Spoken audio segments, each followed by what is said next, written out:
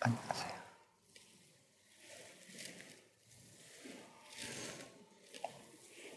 니카야 사부경전에 출가를 주제로 하는 경전들이 몇 개가 있습니다. 그것을 오늘 한번 같이 공부해 보실 겁니다. 석가모니 부처님, 이전에 부처님이 가사파 부처님이신데, 석가모니 부처님께서 가사파 부처님이 계시던 그 당시에 이렇게 출가하는 그 생을 회상하는 경전이 있습니다.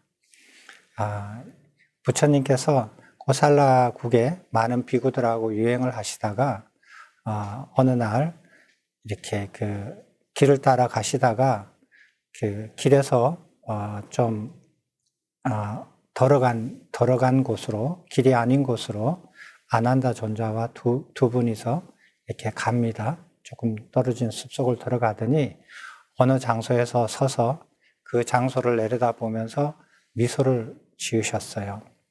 아난다 존자께서 생각하시기를 세존께서는 이유 없이 미소를 짓지 않으신다. 그렇게 해서 가사장삼을 수하시고 세존께 이렇게 절을 드리고 여쭙니다. 세존이시여, 무슨 연유로 미소를 지으십니까? 라고 여쭈니까 세존께서 대답을 하시기를 여기 이 자리는 예전에 가사파 부처님께서 세존께서 비구들을 교계하였던 그 원림이 있던 바로 이 자리다. 이 자리에서 가사파 세존께서 비구들을 교계하셨던 곳이다. 라고 하시는 거예요. 그래서 아난다 존자가 대가사를 이렇게 접어서 자리를 만들어 드리고 세존께 말씀드립니다. 세존이시여, 여기에 앉으셔서 법을 설하십시오. 그러면 이 자리는 가사파 부처님과 현재의 부처님께서 두 분의 부처님께서 교계를 펼치신 장소가 될 겁니다. 라고 자리를 마련해 드리니까 부처님께서 앉으셔서 회상을 하십니다. 외발링가라는 큰 상업도시가 있었다. 그 상업도시에 그 가사파 세존의 제자가 한 분 있었다. 그 제자는 이름은 가티까라라고 하는 도기공이었어요. 도기공이니까 계급으로는 바이샤 정도에 속할 것 같고요. 그리고 그 가티까라라는 말 자체가 도기공이라는 뜻이에요. 그래서 그 도기공이라는 분이 있었는데 그 도기공에는 아주 가장 절친한 브라만 출신의 친구가 있었어요. 그 친구의 이름은 조티빨라였어요. 그래서 어느 날 도기공이 브라만 친구한테 말을 하기를 저기 올림에 계시는 가사파 세존을 뵈러 가자, 친구야. 세존을 뵙는 것은 참으로 유익하고 좋은 일이다. 라고 친구한테 말을 합니다. 근데 그 브라만 친구가 거기 가서 세존을 뵈면 무슨 필요가 있느냐. 그러니까 나는 가지 않겠다. 라고 얘기를 해요. 그 브라만 친구한테 두 번, 세 번 같은 말을 해요. 그래서 브라만 친구가 두 번째도 세 번째도 가지 않겠다라고 얘기를 해요. 그래서 도기공이 다시 이제 생각을 바꿔서 그러면 친구야, 우리 강가에 가서 모욕하러 같이 가자라고 제안을 해요. 그러니까 친구가 좋다. 우리 강가에 가서 모욕하러 가자. 그래서 이제 모욕 도구를 챙겨서 모욕하러 강가로 갑니다. 그래서 강가로 도착해서 물에 들어가서 이렇게 이제 몸을 적시고 모욕을 좀 하려고 해요. 그때 그 도기공이 그 브라만 친구한테 다시 얘기합니다. 친구야, 그 세존이 계시는 원림은 이 강가에서 가까운 곳에 있다. 아주 가까운 곳에 있다. 그러니 우리 세존을 뵈러 가는 것이 어떻게 했느냐? 세존을 뵙는 것은 참으로 유익하고 좋은 일이다. 라고 얘기를 해요. 근데 그 브라만 친구는 가서 못하러 거기 가서 보느냐? 이렇게 하면서 거절을 해요. 두 번째, 세 번째 말을 하고 두 번째, 세 번째 또 거부를 합니다. 그래서 다시 이렇게 그 허리띠를 풀고 다시 모욕을 해요. 모욕을 하는데 그 브라만 친구가 머리를 이렇게 감으려고 고개를 숙이고 물속에다가 머리를 담궈요. 담글 때 도기공 친구가 머리를 확 잡아요.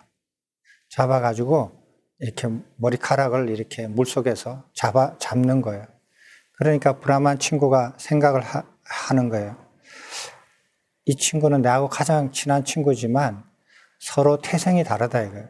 나는 브라만 계급이고 자기는 바이샤 계급인데 이렇게 태생이 다른 이런 나를 이렇게 그 목숨에 위협을 줄 정도로 물속에서 머리카락을 잡아당기는 것은 이거는 참 범상한 일이다.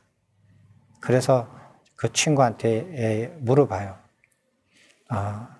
너가 왜 이렇게까지 해야 되느냐? 너가 이렇게까지 하는 이유가 뭐냐?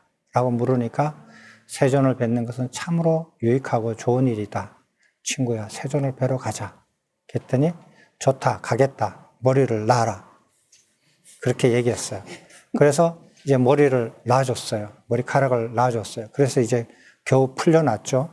풀려나서 머리를 감고 이제 약속대로 세존을 뵈러 갑니다. 세존을 뵈러 가서 이제 그 도기공이 세존께 얘기를 합니다. 세존이시여, 이 친구는 저의 가장 절친한 친구입니다. 이 친구를 위해서 법을 설해 주십시오. 라고 이렇게 부탁을 해요.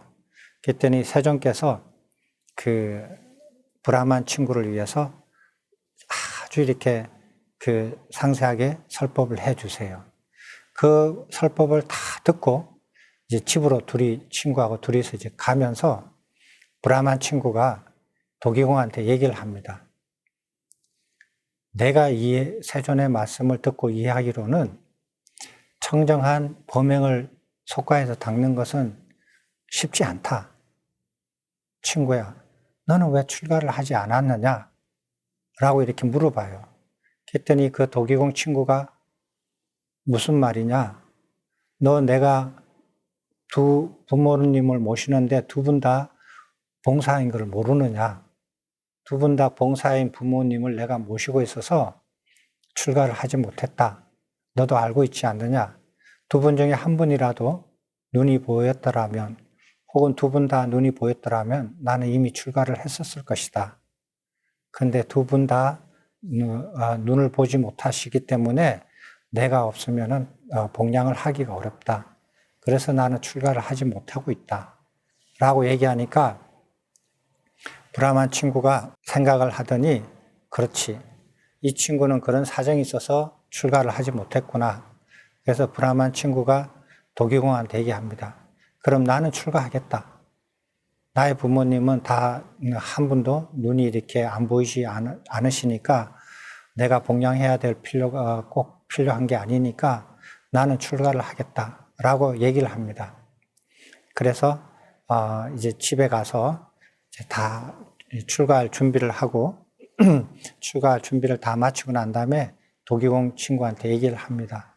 나는 이제 출가를 할 준비가 되었다. 출가하겠다. 그래서 했더니 도기공 친구가 그 친구를 데리고 세존께 같이 가요. 그래서 같이 가서 도기공이 말씀을 드립니다. 세존이시여, 이 친구는 저희 가장 친한 친구입니다. 절친한 친구입니다. 이 친구가 지금 출가하려고 하니 세존께서 허락하여 주십시오. 그랬더니 세존께서 출가를 받아들여 허락을 하셔요. 허락을 하셨는데, 그래서 이제 거기에서 비구로 이제 그 브라만 친구와 출가를 해요.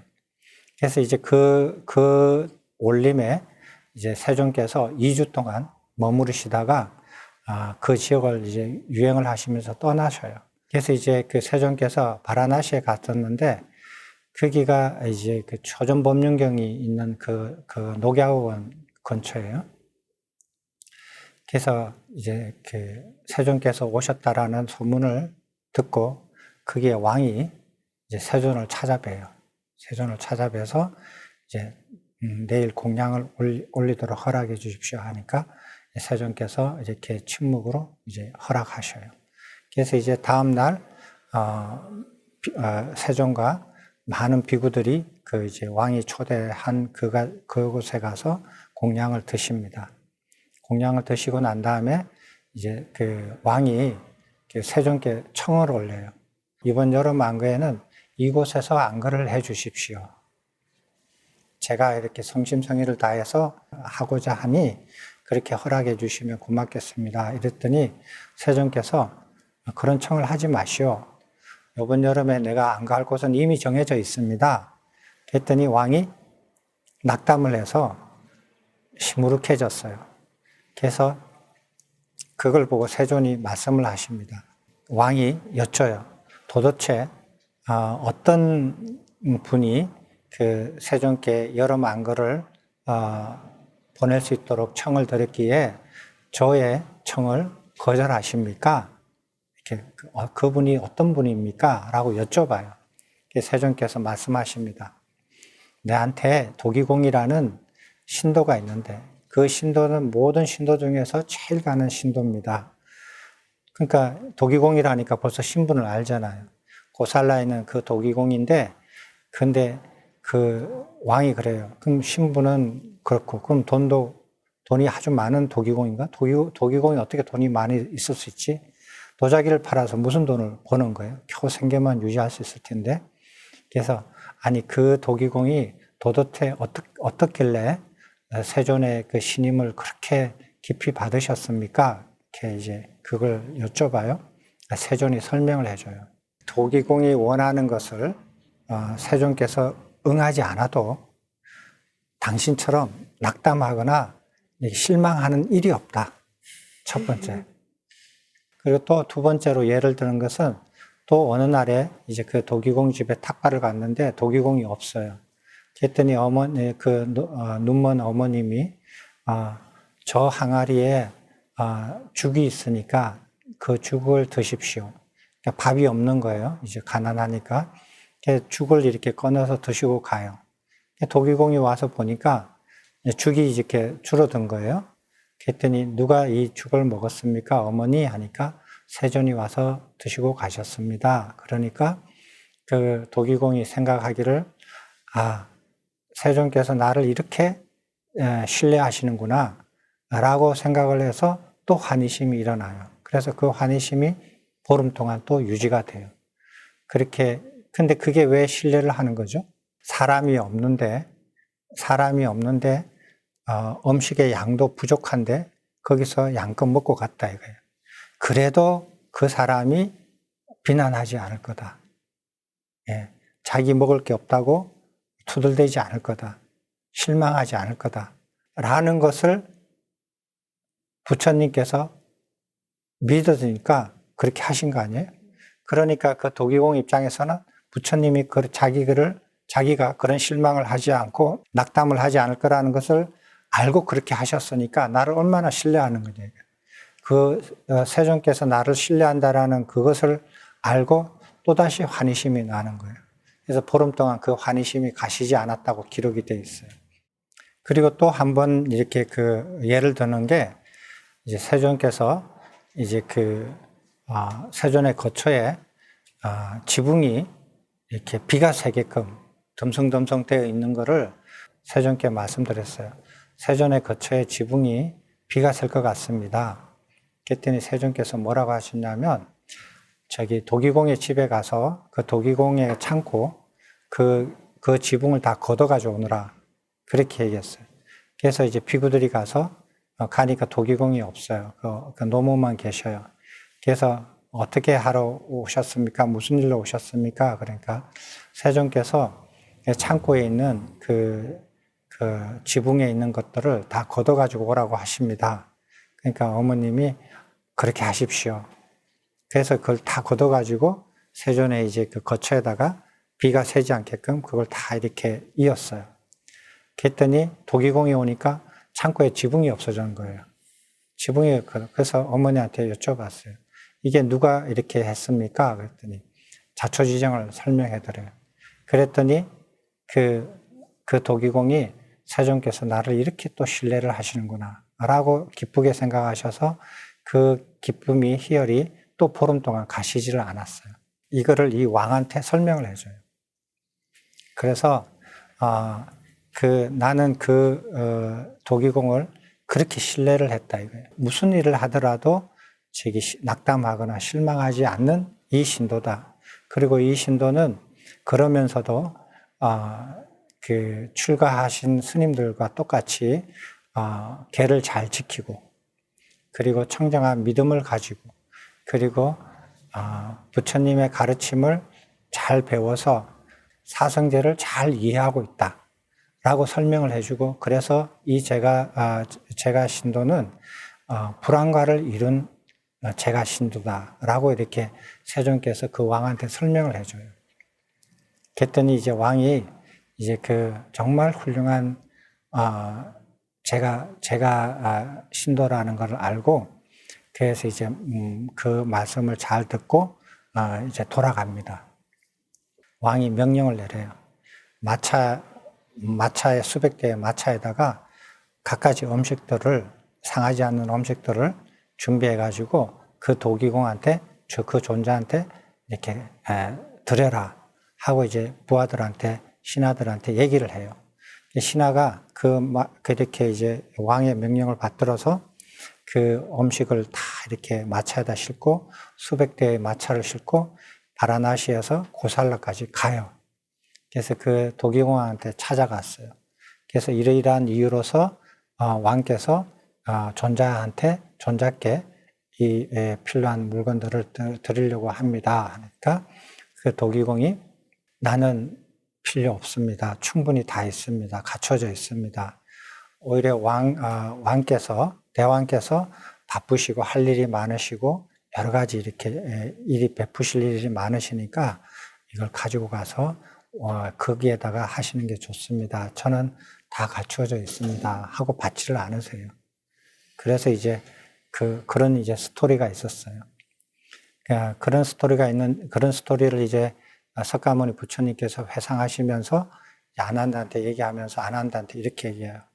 그때 브라만 그 친구가 다른 사람이라고 생각하지 말라. 그 브라만 친구가 바로 나였다. 라고 얘기해요.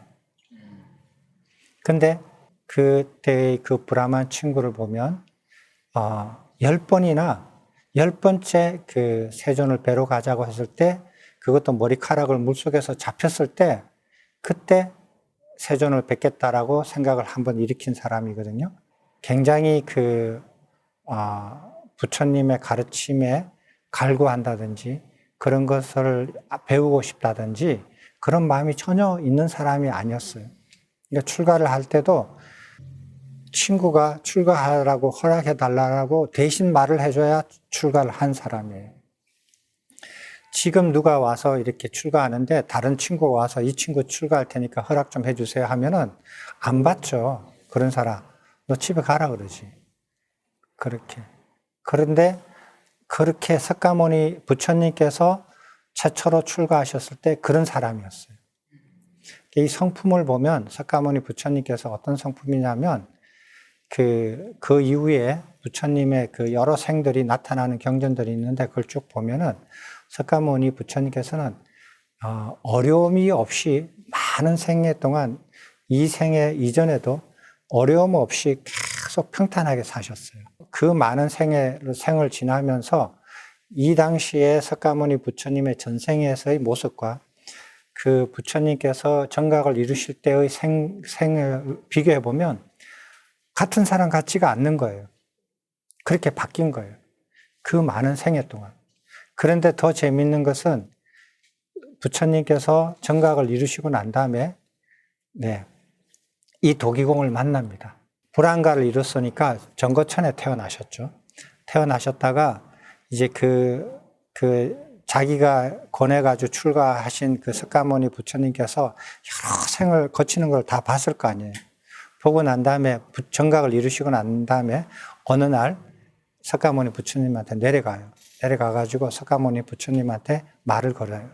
이러이러한 7 비구들이 어떤 과일을 이루었습니다. 라고 얘기를 해줘요. 그랬더니 부처님께서 그 7 비구가 누구냐, 그리고 그 7 비구는 누구의 법을 배워서 그렇게 그런 과일을 이루었느냐 라고 물으니까 이 범천이 얘기를 해줘요. 그 7 비구는 누구 7분입니다.